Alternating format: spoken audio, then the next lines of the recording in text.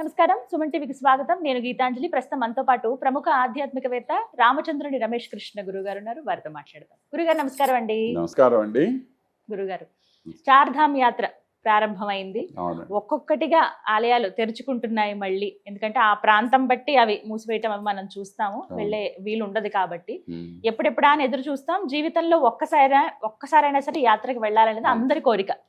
ఒకప్పుడు అంటే పెద్దవాళ్ళు, వయసు పైబడిన వాళ్ళకి మాత్రమే అన్నట్టు చూసేవారండి. ఇప్పుడు యంగర్ జనరేషన్, ఇంకా ముఖ్యంగా చెప్పాలంటే పిల్లల్ని కూడా తీసుకుని వెళ్తున్నారు. వయసులో ఉన్నప్పుడే చూడాలి అని చెప్పి. ముందుగా విశిష్టత మాట్లాడుకుందామండి. అలాగే ఒక్కొక్క ప్రాంతం గురించి మీ మాటల్లో వినాలనుకుంటున్నాను. ఈ చార్ధామ్ యాత్ర అనేది హిందువులైన వాళ్ళందరికీ కూడా ఎంతో పరమ పవిత్రమైనటువంటిది. ఈ 4 ప్రాంతాలు కూడాను హిమాలయాల్లో ఉండటం అనేటువంటిది చాలా ముఖ్యమైన విషయం. వాస్తవానికి ఇంతకుముందు చార్ధామ్ యాత్ర అని అంటే ఎలా ఉండేదంటే, దేశంలో 4 వైపుల నుంచి 4 ప్రాంతాలని తీసుకొని ఒక్కొక్క ప్రాంతానికి వెళ్ళటం ద్వారా చార్ధామ్ యాత్ర చేసేవాళ్ళు. అంటే ఎక్కడి నుంచి మనకి హిమాలయాల దగ్గర నుంచి మొదలెట్టి ఒకవైపునేమో పూరి, ఇంకోవైపునేమో రామేశ్వరము, ద్వారకా, ఇలా ఇవన్నీ పూర్తి చేసుకొని వచ్చేవాళ్ళు అనమాట. అలాగా అది చార్ధామ్ యాత్ర అని చెప్పి ప్రాచీన కాలంలో అట్లా ఉండేది. అంటే మొత్తం దేశమంతా కూడా పర్యటించి రావాలి అనేటువంటిది. కానీ ఈ మధ్య కాలంలో బాగా ఈ చార్ధామ్ యాత్ర అంటే హిమాలయాల్లో ఉండేటువంటి చార్ధాములు ఏవైతే ఉన్నాయో ఈ 4టిని ప్రధానంగా చెప్పుకోవటం జరిగింది. కాబట్టి అట్లాగా ఈ 4 చాలా ఏంటి, బద్రీనాథ్ ఒకటి, కేదార్నాథ్ ఒకటి, గంగోత్రి, యమునోత్రి, ఈ 4టిని కలిపి ఇప్పుడు చార్ధామ్ యాత్ర అని చెప్పి పిలుస్తూ ఉన్నాం మనం. అయితే ఆ ప్రాచీన కాలంలో వాటికి ఎంత వైభవం అయితే ఉన్నదో ఆ 4 పుణ్యక్షేత్రాలకి ఈ 4 కూడాను అంతే విశిష్టమైనటువంటి క్షేత్రాలు. అందులో మరీ ముఖ్యమైనటువంటిది బద్రీనాథ్ క్షేత్రం. ఎందుకు బద్రీనాథ్ పుణ్యక్షేత్రం అంత గొప్పది అని చెప్పి అన్నాము అనంటే, సాక్షాత్తు నరనారాయణులే, అంటే శ్రీమన్నారాయణుడే నరనారాయణ రూపంలో ఇక్కడికి వచ్చి తపస్సు చేశారు బద్రీనాథ్ క్షేత్రంలో. ఇక్కడ ఉండేటువంటి ఒక బద్రీ అంటే ఏంటి, రేగు చెట్టు అని అర్థం. ఆ రేగు పండుని బద్రీ ఫలం అంటాం మనం. ఆ రేగు చెట్టు కింద వీళ్ళు కూర్చొని తపస్సు చేశారు అని చెప్పి ఇక్కడ స్థల పురాణం అన్నమాట. అలాగా అక్కడ ఉండేటువంటి ఆ 2 పర్వతాలు ఉంటాయండి అక్కడ బద్రీనాథ్ లో. రోజు నైవేద్యం ఆ పర్వతాలకే జరుగుతుంది అక్కడ. అదొక ప్రత్యేకత బద్రీనాథ్ క్షేత్రంలో. చాలా విశిష్టత ఉంది అక్కడ. అయితే రోజు ఈ కొండలకి నైవేద్యం పెట్టడం అనేటువంటిది మనం సాధారణంగా ఎక్కడ చూడము. అక్కడ సాయంత్రం అయితే అక్కడ మధ్యాహ్నం పూట ఒక చక్కగా ఒక చాప పరిచి దాని మీద అన్నం పోసి కొండలు 2టికి కూడా నైవేద్యం పెడతారు అక్కడ. ప్రతిరోజు జరుగుతుంది అక్కడ. అలా ఉంటుంది. అలాగనే ఇంకా బద్రీనాథ్ క్షేత్రంలో ఇక్కడ స్వామి పేరు విశాల్, బద్రీ విశాల్ అని చెప్పి స్వామి పేరు అన్నమాట. అంటే భగవానుడిది మనం ఆరాధించటం అనేటువంటిది ఇక స్థూలమైనటువంటి శరీరం, సూక్ష్మమైన శరీరం, ఇవి 2టిని కూడాను కలిపి ఇది ఒక విశాలమైనటువంటి ఒక రూపము అనేటువంటి భావనతో ఆయన్ని బద్రీ విశాల్ అని చెప్పి పిలుస్తూ ఉంటాం మనం. అది చాలా ప్రత్యేకత. ఇక ఈ ప్రాంతం దగ్గరికి కనుక వస్తే ఆ స్వామిని ఆరాధించటమే కాకుండా ఆ చుట్టుపక్కల ఉండేటువంటి క్షేత్రాలు కూడా చాలా ప్రధానమైనటువంటి. వ్యాస మహర్షి భారతం రాసింది ఇక్కడే అని చెప్పి చెప్తారు. అక్కడ వ్యాస గుహ ఒకటి, తర్వాత వినాయకుడి గుహ ఒకటి ఉంటుంది. 2 ఉంటాయి, చిన్న దగ్గరలోనే ఉంటాయి అన్నమాట. అక్కడ వినాయకుడు కూర్చొని ఈ వ్యాస మహర్షి చెప్తూ ఉంటే భారతాన్ని రాశారు అని చెప్పి అనమాట. తర్వాత సరస్వతీ నది పుట్టినటువంటి క్షేత్రం కూడా ఇదే. దానికి కొద్దిగా ముందుకు కనుక వెళ్ళామంటే అక్కడ మనం గంగోత్రి, యమునోత్రి ఏ విధంగా అయితే చెప్తున్నామో అలాగ సరస్వతీ నది మీకు తెలిసే ఉంటుంది కదా, అంతర్వాహిని, పైకి ఎక్కడా కనపడదు మనకి. ఒక మన ప్రయాగ క్షేత్రంలో మాత్రం ఒక బావి లోపల ఇది వస్తున్నట్టుగా కనపడుతుంది, ఒక ధార. లేకపోతే మిగతా చోటంతా కూడా సరస్వతి నది భూమి లోపల నుంచే ప్రవహిస్తుంది అన్నమాట. కానీ ఆ సరస్వతి నది మీకు బద్రీనాథ్ లో ప్రారంభమైనటువంటి చోట కనపడుతుంది. ఆ బద్రీనాథ్ లో అది కూడా మనం చూసి రావచ్చు అన్నమాట. ఇది ఇక్కడ ఉండేటువంటి ప్రత్యేకత. తర్వాత అది బద్రీనాథ్ క్షేత్రంలో ఎదురుగ్గా మీకు ఒక కుండం ఒకటి ఉంటుంది, ఉష్ణకుండం అని చెప్పి. అంటే ఇది ప్రకృతి ఇచ్చినటువంటి ఒక గొప్ప వరం అనుకోండి. ఇంకోటి అక్కడ ఆ విపరీతమైనటువంటి చలికి చల్లగా ఉంటుంది అంతా. ఇక్కడ అలకనంద అనే పేరుతోటి గంగా నది అక్కడ ప్రవహిస్తూ ఉంటుంది. తర్వాత దానికి గంగా నది అనే పేరు వచ్చింది. ఇక్కడ ఉండేటువంటి గంగా నదికి అలకనంద అని పేరు అనమాట.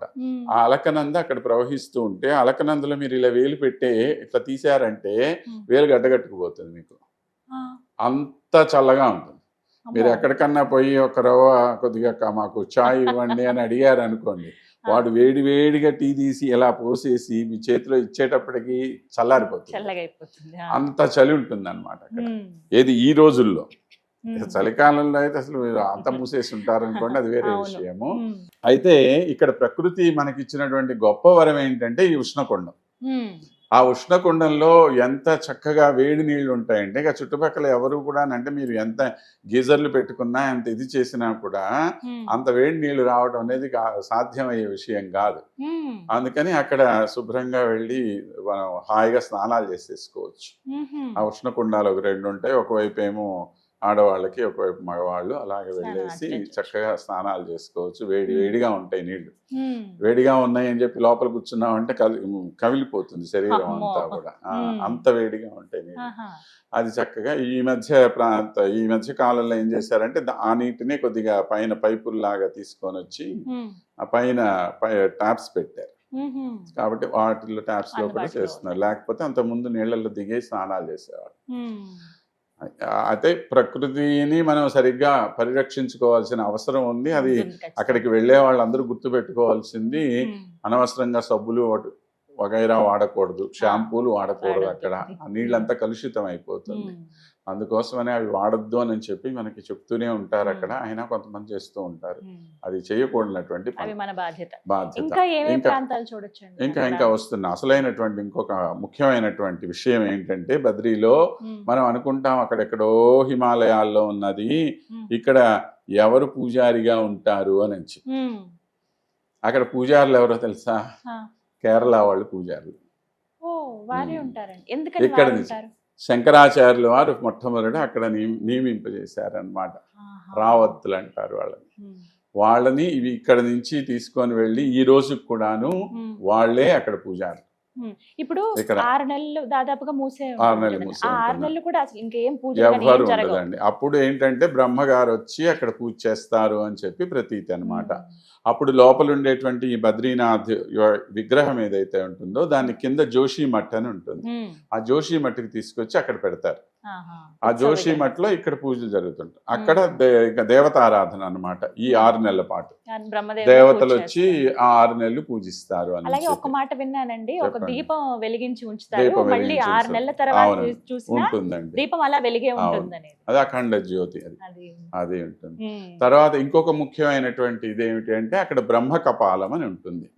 ఈ బ్రహ్మ కపాలని అది ఎలాగా అనంటే అంతకుముందు బ్రహ్మగారికి 5 తలలు ఉండేవి.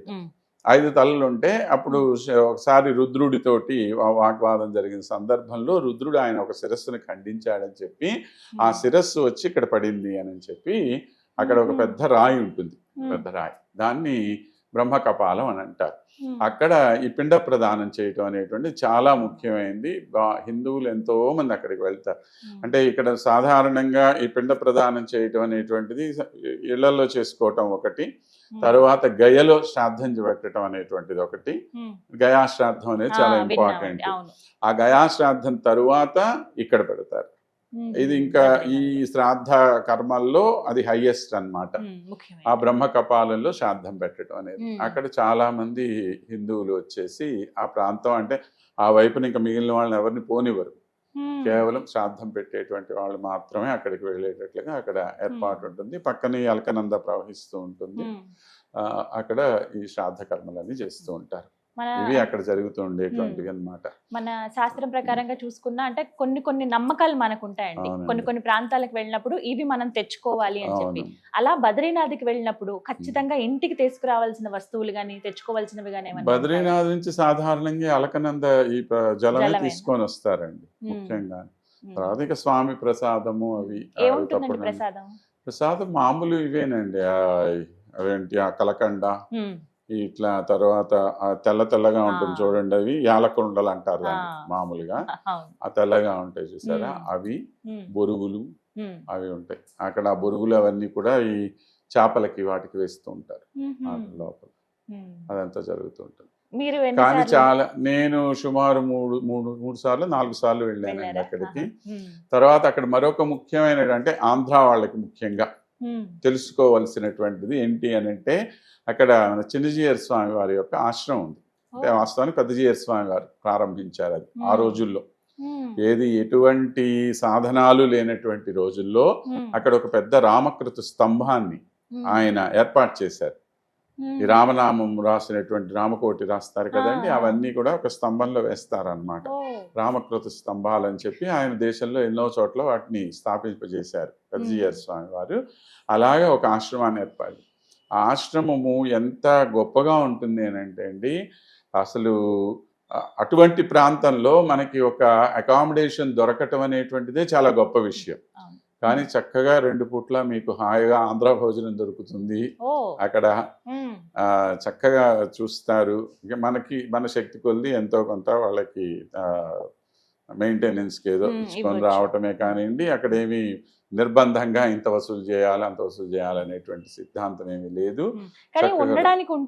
చక్కగా చాలా బాగుంటాయి రూములు కూడాను. రూములు బాగుంటాయి, పెద్ద పెద్ద రగ్గులు గిగ్గులు అవన్నీ ఇస్తారు చక్కగా పడుకోవటానికి. మిగతా అంటే అక్కడ ఈ కాళీబాబా ఆశ్రమాలని కొన్ని ఉన్నాయండి. అది బాగా ప్రఖ్యాతి చెందింది అనమాట ఆ ప్రాంతం అంతా కూడా. ఇటే కాదు, అమరనాథ్ ఆ వైపు అంతా కూడాను అవి ఎక్కువ, వాళ్ళ ఆశ్రమాలు ఎక్కువ. కానీ వీటన్నింటికన్నా కూడా చాలా బాగా ఉండేది ఇది ఒకటే. అంతకుముందు హిమాలయాల్లో ఇవి జరిగినాయి చూడండి, ఆ వరదలు వచ్చినాయి కదా. ఆ వరదలు వచ్చి మిగిలినటువంటి ఆశ్రమాలన్నీ మూతపడితే ఈ ఒక్క జియర్ గారి ఆశ్రమం మాత్రమే అన్ని రోజుల పాటు ప్రతిరోజు అన్నదానాన్ని నిర్వహించగలిగిన ఆశ్రమం. ప్రతిరోజు కింద నుంచి ఋషికేశ్లో ఆశ్రమం ఉంటుంది. ఋషికేశ్ ఆశ్రమం నుంచి మనం ఎవరన్నా వెళ్తూ, ఏమండి నా పైన అక్కడ జియర్ గారి ఆశ్రమానికి వెళ్ళాలంటే వాళ్ళు ఒకటే కోరుతారు మనల్ని, అమ్మ 4 కట్టలు ఇస్తరాకులు తీసుకుపోండి, కూరగాయలు ఏమన్నా తీసుకుపోండి పైకి. ఇది వాళ్ళు కోరేది మనల్ని. అంటే మనం ఏదైనా కార్లు అట్లా వెళ్తున్నాం అనుకోండి, కాసిన వేసుకొని పోండి పైకి కోరుతారు. అట్లా వచ్చిన వాళ్ళందరూ కూడా కొద్దిగా గొప్ప తీసుకొని వెళ్తారు. ఇవే అక్కడ ఇంకా ప్రధానం. బయట అక్కడ పండేటువంటి చాలా తక్కువ కదా, ఎక్కువ నడవాల్సి ఉంటుంది. ఏం లేదండి, నేరుగా గుడి దాకా ఇది వెళ్తుంది. మహా అయితే 10-15 మెట్లు ఉంటాయి మీకు, అంతే. ఇంకా దాంతో మీకు ఇబ్బంది ఏమీ లేదు. చాలా పెద్ద పెద్ద గెస్ట్ హౌస్లు అవన్నీ కూడా ఉన్నాయి. ఇంకా మిలిటరీ వాళ్ళందరూ వాళ్ళ ఇవి ఉంటాయి. అంబానీ వాళ్ళ గెస్ట్ హౌస్ అది చాలా పెద్దది. అంటే మాకు అనిపిస్తుంది ఇప్పుడు మీరు చెప్పిన తర్వాత వెళ్ళాలి. అది చాలా బాగుంటుందండి అసలు. అక్కడ ప్రాంతం అంతా కూడాను మీకు ఇంకా హైకింగ్ అట్లాగా బయలుదేరి వెళ్తే మాత్రం చాలా, అంటే మీరు చెప్పారు కదా ఈ రోజుల్లో పిల్లలు ఎక్కువ వెళ్తున్నారండి వీటికి అదంతా ఉందని చెప్పి, వాళ్ళకి అందరికి రాఫ్టింగ్ అని చెప్పి దీనిలో నదిలో అన్నమాట. ఆ రాఫ్టింగ్ కి అక్కడ అవకాశాలు ఉన్నాయి. అలానే హైకింగ్ కి, ట్రెక్కింగ్ కి, ఇవన్నీ కూడా అనమాట. ఆ పక్కన చెప్పాం కదా పెద్ద పెద్ద కొండలు అనమాట అవి. అసలు ఆ కొండల మీద ఎక్కాలి అంటేనే ఆ పైన ఎక్కడో ఈ సాధువులు వాళ్ళు ఉంటారు. ఒక సాధువు గారి ఆశ్రమం అయితే ఈ పక్కనే కనపడుతూ ఉంటుంది మనకి. అసలు ఆయన ఎట్లా ఎక్కుతాడో ఎట్లా దిగుతాడో తెలియదు. ఇలా నిటారుగా ఉంటుంది ఆ కొండ. అలాంటి చోట వేద విద్యార్థులు ఉన్నారు మన పిల్లలు. వాళ్ళు అక్కడ నేర్చుకుంటూ ఉంటారు. వాళ్ళు ఏమనాలి చెప్పండి మనం. అది చాలా బాగుంటుంది అనమాట అసలు. అంటే ఊరికే ఏదో అలా పోయి ఇలా వచ్చేయటం కాకుండా కనీసం ఒక 3-4 రోజులన్నా అక్కడ ఉండి చూసుకుంటూ ఉంటే మాత్రం చుట్టుపక్కల వరుసగా ఇవన్నీ ఒక్కొక్కటి ఒక్కో రోజు పోయితే అన్నీ ఒకసారి పోయి రావాలన్నా కష్టమే. ఎందుకంటే అంతా ఎక్కడం దిగటం కదండి, కొండలు కదా బాగా.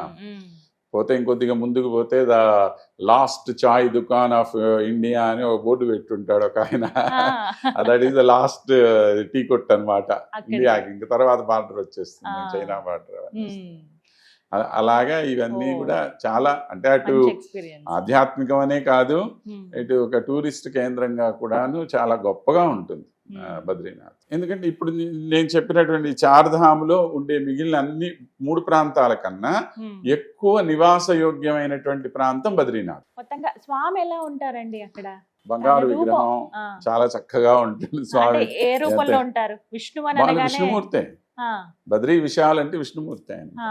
విష్ణుమూర్తి రూపంలోనే అంటే ఉంటారు ఆయన. కూర్చుని ఉంటారా లేకుంటే కూర్చొని ఇలా ఉంటారు. శయన స్థిత? లేదు శయనం కాదు, ఆ, కూర్చొనే ఉంటారు కూర్చుని స్వామి. స్థితిలో అంటే బంగారు విగ్రహం ఉంటుంది బంగారు స్వామి. విగ్రహం. బా, చూడాల్సిందే అయ్యో, ఖచ్చితంగా. చాలా చాలా అసలు బాగా. ఆ వెలుతురులో, ఆ దీపాల వెలుతురులో వాటిల్లో ఉమ్. చాలా అద్భుతంగా ఉంటుంది. ప్రతిరోజు కూడా అక్కడ ఈ స్తోత్రాలు, భజనలు అవన్నీ కూడా చాలా అద్భుతంగా జరుగుతూ అంటే ఉంటాయి. సాయంత్రం దక్షిణ పూట. భారతదేశం కన్నా ఉత్తర భారతదేశంలో పూజా విధానం వేరేగా ఉంటుంది. పూజా విధానం వేరండి. ఆ, అంటే మనకున్నంత ఈ ప్రక్రియలు అక్కడ ఉండవు. అవును.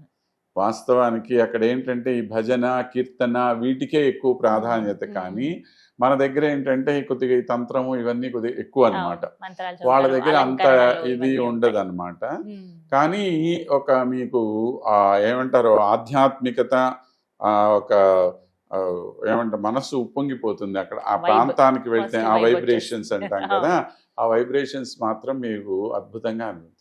చుట్టుపక్కల అక్కడ ఇట్లా ఈ పరిక్రమ ఉంటుంది కదండి, ఉమ్, ఉమ్. ఆ పరిక్రమలో అక్కడ వరుసగా కూర్చొని ఉంటారు. ఉమ్. అక్కడ ప్రతిరోజు ప్రవచనాలు అవి జరుగుతూ ఉంటాయి. ఓ. అలాగనే భజనలు జరుగుతూ ఉంటాయి. వాటన్నిటికీ కూడా దేని సమయం దానికి ఉంటుంది. ఉమ్. మీరు రాత్రి దాకా కూడా హాయిగా చుట్టూతా తిరుగుతూ ఉండొచ్చు, కూర్చొని ఉండొచ్చు. ఉమ్. చక్కగా ఇక ఈ ఆశ్రమాల వాళ్ళందరూ కూడాను రోజు అన్నదానాలు చేయటము, ప్రతిరోజు కూడాను అక్కడ మీకు ఎటువంటి ఇది లేకుండా ఉమ్. కొన్ని వేల మంది వస్తూ ఉంటారు. అందరికీ కూడా అన్నదానాలు చేయటానికి ఈ భండారాలు అని చెప్పి తయారు చేస్తారు, ఏర్పాటు చేస్తారండి. చిన్న అవి సందేహం గురువు గారు, అంటే ఇప్పుడు చార్ధామ్ అంటే ఖచ్చితంగా 4 ప్రాంతాలకి వెళ్లాల్సిందేనా? కేవలం అలాగే. బద్రీనాథ్ వెళ్ళి చూసి రావచ్చా? ఉండొచ్చండి, అదేం అలా లేదు, రావచ్చు. అట్లాగేం లేదు. ఇప్పుడు ఏంటంటే ఆ 4ని కలిపి ఒక ఇది చేసాం మనం, యాత్రగా ఒక ప్యాకేజ్ లాగా అన్నమాట. అవును. అంతే. ఉమ్. ప్యాకేజ్ మొత్తం కావాలన్నా తీసుకోవచ్చు, విడివిడిగా కూడా తీసుకోవచ్చు. మొత్తంగా మీ ద్వారా ఒకసారి దర్శనం అయిపోయినట్టే అనిపించింది, భలే కానీ వాళ్ళంతే. ప్రత్యక్షంగా అవ్వాలనే కోరుకుంటున్నాం. అవును. చాలా చాలా చక్కగా చక్కగా ఉంటాయండి స్వామి మాత్రం. చక్కగా వివరించారు. మీరు ఎవరి మనుషులు కనపడంగానే అందరూ చేతులెత్తి బద్రీ విశాల్ అని చెప్తూ అలాగా అంటూ ఉంటారు. అంటూ ఉంటారు. చక్కగా చెప్పారండి. మనం కూడా బద్రీ విశాల్ అని బద్రీ అనుకుంటూ విశాల్. నమస్కారం.